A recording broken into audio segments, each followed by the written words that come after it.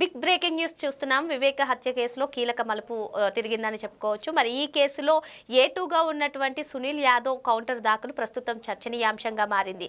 CBI దర్యాప్తు లోతైన దర్యాప్తు జరగాలని, ఇందులో సంచలనమైనటువంటి విషయాలు బయటకు రావాలని సునీల్ యాదవ్ కౌంటర్ దాఖలు చేశారు. మరి దీన్ని ఏ విధంగా చూడాలి తెలుసుకునే ప్రయత్నం చేద్దాం. దీన్ని విశ్లేషించడానికి మనతో పాటుగా ఉన్నారు సీనియర్ జర్నలిస్ట్ దుర్గా కుమార్ గారు. నమస్తే సార్. నమస్తే అమ్మా శ్రావణి. మన వివేక మర్డర్ కేసులో కీలక పరిణామం చోటు చేసుకుందని చెప్పుకోవచ్చు సార్. మరి ఎప్పుడైతే హైకోర్టులో సునీత గారు పిటిషన్ దాఖలు చేశారో దానిపైన మీ అభిప్రాయాలు తెలియజేయండి అంటూ హైకోర్టు ధర్మాసనం నిందితులకు చెప్పడం, మన నిందితులు అయినటువంటి అవినాష్ రెడ్డి, శివశంకర్ రెడ్డి, అదేవిధంగా భాస్కర్ రెడ్డి వీళ్ళు రాజకీయ దురుద్దేశంతోనే సునీత గారు లోతైన దర్యాప్తు అడుగుతున్నారు, ప్రస్తుతం అధికారంలో ఉన్న వాళ్ళ కోసమే ఇటువంటి నిర్ణయాలు తీసుకున్నారని వాళ్ళు చెప్పడం. అంతేకాకుండా ఇప్పుడు ప్రెసెంట్ ఏటూగా ఉన్నటువంటి సునీల్ యాదవ్ ఏదైతే కౌంటర్ దాఖలు చేశారో అది చర్చనీయాంశంగా మారింది. మరి వివేక మర్డర్ కేసు పైన సునీల్ యాదవ్ కౌంటర్ పైన మీ అభిప్రాయం ఏంటి? మీరు అన్నట్టు వైఎస్ వివేకానంద రెడ్డి హత్య కేసు జాతీయ స్థాయిలో కూడా ఒక ప్రాముఖ్యత కలిగిన కేసు.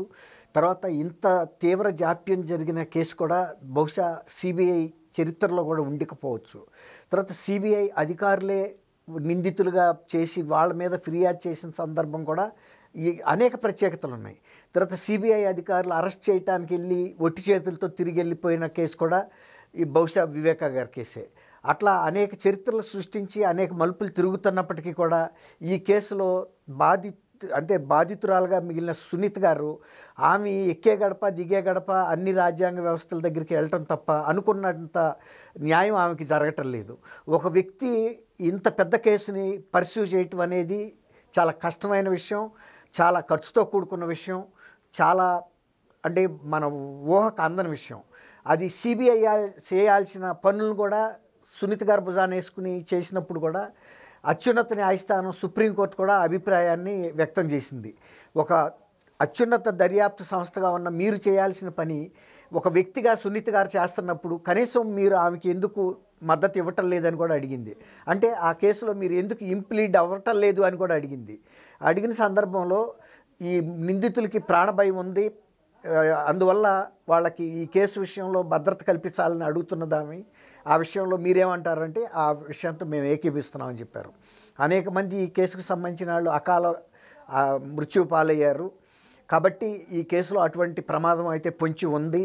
ముఖ్యంగా అతను అప్రూవర్గా మారిన దస్తగిరికి ఇవన్నీ సునీత్ గారితో ఏకీభవిస్తున్నప్పటికీ కూడా అనుకున్నంత స్పీడ్గా ఇది జరగల. మళ్ళీ మీరు అన్నట్టు మొన్న సుప్రీంకోర్టుని ఆమె కదపటం, వాళ్ళు హైకోర్టుకి దాన్ని ఇవ్వటం, 6 వారాల్లోగా మీరు ఈ విషయం మీద ఒక నిర్ణయం తీసుకోమంటాం, వీళ్ళు దాన్ని టేకప్ చేసి ఈ విషయంలో సిబిఐ దర్యాప్తు చేయడానికి మీకున్న అభ్యంతరాలు ఏమైనా ఉన్నాయా అని కొంతమంది నిందితులకి నోటీసులు ఇచ్చి మీరు దాని మీద కౌంటర్లు దాఖలు చేయమని అడిగింది. మీరు అన్నట్టు ముగ్గురు ఒక అభిప్రాయం వ్యక్తం చేస్తే సునీల్ యాదవ్ రెండో ముద్దాయిగా ఉన్న సునీల్ యాదవ్ డిఫరెంట్గా ఆయన స్వాగతించాడు. ఈ కేసులో చాలా అంశాలను ఇంకా స్పృశించలేదు కాబట్టి చాలా లోతైన దర్యాప్తు ఈ కేసుకు అవసరం అనే అభిప్రాయాన్ని ఆయన వ్యక్తం చేయటం అనేది చాలా కీలకమైన అంశం. ఎందుకంటే ఈ కేసు ఇంత జాప్యం జరగటానికి కూడా కనపడని రాజకీయ కారణాలు, రాజకీయంగా పలుకుబడి కలిగిన వ్యక్తులు ఇందులో ఉన్నారు. తర్వాత ఇందులో 40 కోట్ల సుపారీ ఇవ్వటం అనేది కూడా చాలా కీలకమైన అంశం. అసలు ఒక వివాదరహితమైన వ్యక్తిని హత్య చేయటానికి 40 కోట్ల రూపాయలు ఇవ్వాల్సినంత అవసరం ఎవరికి ఉందనేది చర్చిస్తే అది కుటుంబంలోని అంతర్గతమైన వ్యక్తులకు తప్ప బయట వ్యక్తులు ఎవరికితోనూ వివేకానంద రెడ్డి గారికి శత్రుత్వం లేదు. వివేకానంద రెడ్డి గారిని ఎలిమినేట్ చేయడానికి సుపారీ ఇచ్చే అవసరం కూడా ఎవరికీ లేదు. కాబట్టి తర్వాత ఈ కేసులో చాలా కీలకమైన అంశం ఏంటంటే షర్మిల గారు కూడా సిబిఐ ముందు ఇచ్చిన వాంగ్మూలంలో ఇది కేవలం అంతర్గతంగా కుటుంబ పరంగా జరిగిన ఒక రాజకీయ హత్య అని ఆమె స్పష్టం చేసింది.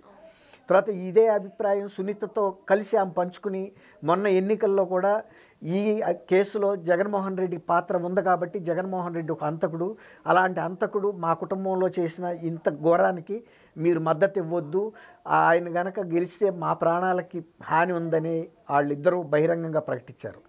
దానివల్ల పరోక్షంగా వాళ్ళు ఒక వార్నింగ్ ప్రజలకు ఏమి ఇచ్చారంటే జగన్మోహన్ రెడ్డి అనే వ్యక్తి గెలిస్తే వాళ్ళ కుటుంబీకులకే కాదు సమాజంలో ప్రశ్నించే ప్రతి వ్యక్తికి కూడా ప్రాణహాని ఉందనేది ఒక మెసేజ్ పరోక్షంగా కూడా వెళ్ళింది. గతంలో సుధాకర్ హత్య కానివ్వండి, అనేక మంది సమాజంలో ప్రభుత్వ విధానాలను వ్యతిరేకించిన వాళ్ళు హత్యకు గురయ్యారు. కాబట్టి ప్రజలు కూడా కొంత అవగాహన చేసుకోబట్టే 151 స్థానాలు ఇచ్చిన ప్రజలు 11 స్థానాలకు పరిమితం చేశారు. ఇప్పుడు మీరు అన్నారు, ఇప్పుడు సునీల్ యాదవ్ ఇచ్చినటువంటి కౌంటర్లో ఇది వెల్కమ్ చేయటం, స్వాగతించడం, ఈ ముగ్గురేమో రాజకీయ కారణాలతో జాప్యం చేయటం కోసం సునీత చేస్తుందని ఇచ్చినటువంటి కారణాలని సుప్రీంకోర్టు, సిబిఐ కోర్టు కానీ హైకోర్టు కానీ ఏకీభవిస్తుందని నేను అనుకోవట్లేదు. ఎందుకంటే గతంలో సిబిఐని సుప్రీంకోర్టు కానీ హైకోర్టు కానీ ప్రశ్నించిన సందర్భాల్లో ఈ కేసు విషయంలో కొన్ని అదృశ్య శక్తులు పనిచేస్తున్నాయనే మాట వాళ్ళు పరోక్షంగా ఒప్పుకున్నారు. సేమ్ ఇప్పుడు ఇతను కూడా చెప్తుంది, సునీల్ యాదవ్ ఈ కేసులో చాలా బలమైన శక్తులు ఉన్నాయి, వాళ్ళని కూడా బయటికి రావాలి అంటే సిబిఐ ఎంక్వైరీ కావాలని అడిగాడు.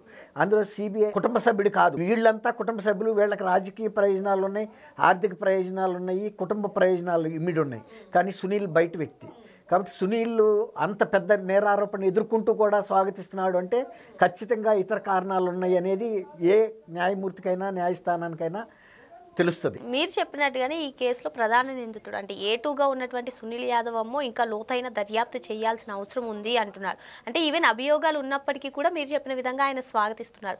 కానీ అసలైన నిందితులు అని చెప్పే అవినాష్ రెడ్డి కానివ్వండి, భాస్కర్ రెడ్డి కానివ్వండి, శివశంకర్ రెడ్డి కానివ్వండి, వాళ్ళు ఏమీ తప్పు చేయకపోతే మేము దర్యాప్తును కొనసాగించమని అడుగుతామనకుండా ఈ విధంగా దాఖలు చేయడాన్ని మీరు ఏ విధంగా చెప్తారు? ఖచ్చితంగా వాళ్ళ స్వార్థ ప్రయోజనాలు ఇమిడి ఉన్నాయని తెలుస్తుంది.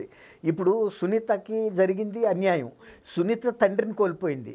సునీత న్యాయం కోరుకుంటుంది కానీ ఆమెకి రాజకీయ కక్షలు కాదు, నిజమైన ముద్దాయిలు శిక్ష పడాలి, ఆమె కోరుకుంటుంది అది. వీళ్ళు చేశారు కాబట్టి వీళ్ళు తప్పించుకుంటున్నారు. సునీల్ యాదవ్కి ఎందులో పెద్ద ప్రమేయం లేదు. ఇంతకన్నా పెద్ద వాళ్ళు ఒకవేళ కనుక నా పాత్ర ఉన్నంత వరకు నన్ను శిక్షించండి, కానీ నాకన్నా పెద్ద పాత్ర పోషించిన వాళ్ళు ఈ కేసులో ఉన్నారు కాబట్టి వాళ్ళని కూడా శిక్షించాలని అతను కోరుకుంటున్నాడు. అంటే ఒక బిడ్డ, ఇద్దరు తల్లులు ఒక బిడ్డని మా బిడ్డ అంటే మా బిడ్డ అంటారు.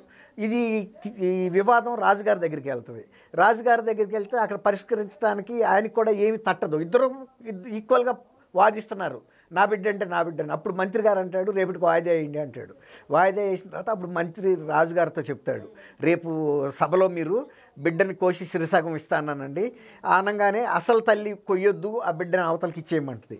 అదే అసలు తల్లి కానీ ఆమె కొయ్యమంటుంది, ఎందుకంటే ఆమె బిడ్డ కాదు కాబట్టి కోస్తే సగం అన్న వస్తాడు, పోతే మాత్రం ఆమెకేం బాధ, కడుపు కోత ఆమెకి లేదు, ఎవరికి ఉంటుంది అసలు తల్లికి ఉంటుంది.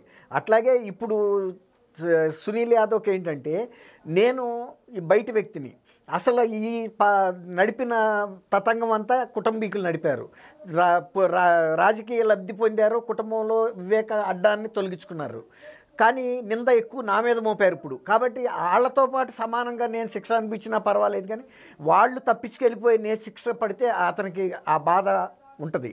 కాబట్టి అందుకనే ఆయన అంత స్పష్టంగా దీనిలో లోతైన దర్యాప్తు జరగాల్సిన అంశం ఉంది, ఇంకా పెద్ద వ్యక్తులు ఉన్నారని అంటాన్ని న్యాయస్థానాలు కూడా అర్థం చేసుకుంటాయి. ఎందుకంటే రెండో ముద్దాయిగా ఉన్న వ్యక్తి అంత ఆవేదనతో చెబుతున్నాడు, దీంట్లో లోతైన దర్యాప్తు అవసరం అన్నాడు అంటేనే ఇప్పటికే న్యాయస్థానాలకు తెలియదని కాదు, కానీ న్యాయస్థానాలకు తెలిసినా కూడా సాంకేతిక పరంగా వాళ్ళ ముందు ఉన్న సబ్జెక్టుని బట్టి వాళ్ళు చెప్పాల్సి వస్తుంది. కాబట్టి ఇప్పుడు సునీత పెట్టిన పిటిషన్ కానివ్వండి, వీళ్ళు తప్పించుకుంటూ సునీతని ఆరోపణిస్తున్నారు. సునీత పట్ల న్యాయస్థానాలు ఎప్పుడు కూడా సానుభూతితోనే వ్యవహరించినాయి. ఎందుకంటే ఒక వ్యక్తిగా తండ్రిని కోల్పోయిన బిడ్డగా ఆమె ఒకటే కూతురు, మళ్ళీ ఆమె పోరాటం చేస్తుంది, ఆమెకు అన్యాయం జరిగిందన్న అభిప్రాయం ప్రజల్లో ఎంత ఉందో న్యాయ వ్యవస్థల్లో కూడా అదే ఉంది. కాబట్టి ఇవాళ వాళ్ళు సునీత మీద చేసిన ఆరోపణల కన్నా కూడా సునీల్ యాదవ్ చెప్పిన అభిప్రాయంతో ఏకీభవించి లోతైన దర్యాప్తు చేయమని అంటారు. తర్వాత సిబిఐ కూడా ప్రతిసారి మీ న్యాయస్థానం, గౌరవ న్యాయస్థానం కనుక మమ్మల్ని ఆదేశిస్తే ఇంకా లోతైన దర్యాప్తు కూడా చేయడానికి మేము సిద్ధంగా ఉన్నామని కూడా చెప్తా ఉంది. కాబట్టి చేయాల్సిన అవసరాన్ని కూడా చెబుతుంది. కాబట్టి మీరు అన్నట్టు ఇది ఒక పెద్ద మలుపే అయినప్పటికీ కూడా అనేక మలుపులు కూడా ఇలాగే అనుకున్నాం గతంలో, కానీ ఎప్పటికప్పుడు కొత్త మలుపులు వస్తున్నాయి. చూద్దాం ఇప్పుడు కనుక ఈ సునీల్ యాదవ్ ఇచ్చినటువంటి కౌంటర్లో ఉన్న పాయింట్ని హైలైట్ చేస్తూ సిబిఐని అంటే సిబిఐకి కూడా ఏం చేయాలంటే వాళ్ళు టర్మ్స్ ఆఫ్ రిఫరెన్స్ అంటారు, ఏ అంశాలని దర్యాప్తు చేయాలో కూడా కోర్ట్స్ ఒకసారి సబ్జెక్ట్ వైజ్గా అంటే దాని పరిమితి చెబుతాయి. అట్లా టర్మ్స్ ఆఫ్ రిఫరెన్స్ కూడా గౌరవ న్యాయస్థానాలు ఇస్తే కనుక సిబిఐ పని ఈజీ అవుతుంది.